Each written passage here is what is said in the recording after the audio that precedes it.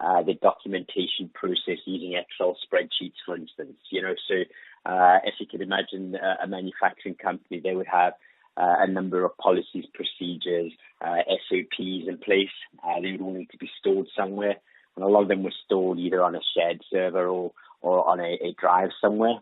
And how they would manage the review of those documents and adding additional documentation and getting approval from management in terms of what the SOPs and policies and procedures should be, would be through managing it through an Excel spreadsheet. So as we both know, Excel spreadsheets are great, and we probably still do a lot of work on them.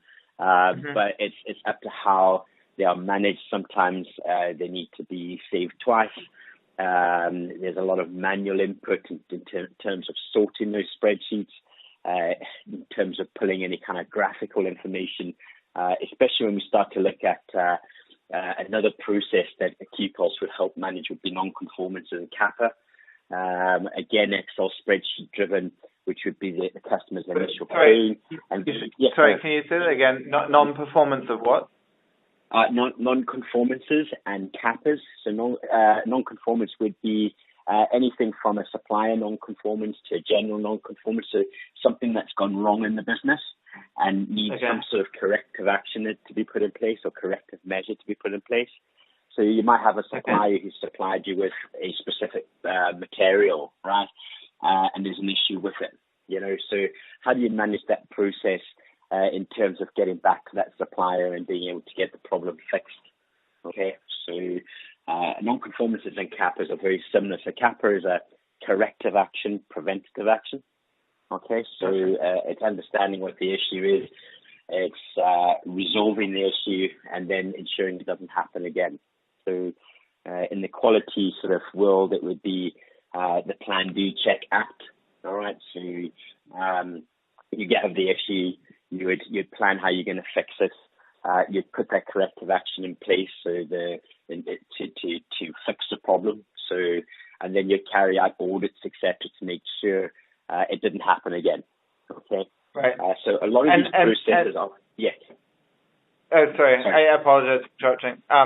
But are these do these products get used heavily? Like, is somebody in the business going to be logging into the software kind of every day, or is an instance going to be created kind of once a month? Like, I don't have a sense of, like, for example, on non-conformances, obviously that's a kind of a mistake, but in a sense, but so does that mean it's going to kind of, that software gets used a few times a year, or does it mean that, like, just these are fairly routine in the course of business, and therefore you need software that's going to regularly help you deal with this? Good question. So let me rewind back a little bit, because I jumped into a couple of examples over there. So the product's really broken down into two main elements, right? You have the QMS side, which is the quality management side, so quality management system. And then you have an environmental health and safety side of the system. So as part of the QMS portfolio of processes would be document control, asset management, non-conformances and kappa, as I spoke of, your audit management.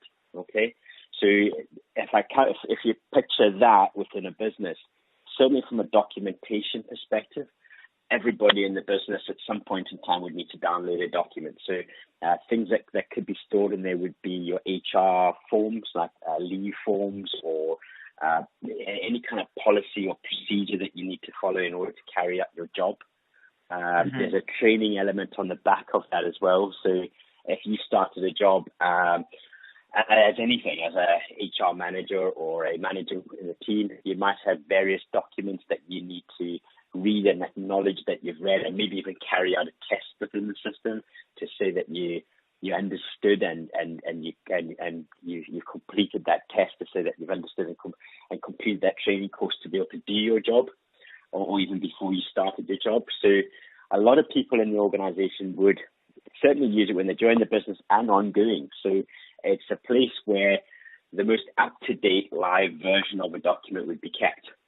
So what a lot of companies, especially heavily regulated companies within life science, the documents might change, right?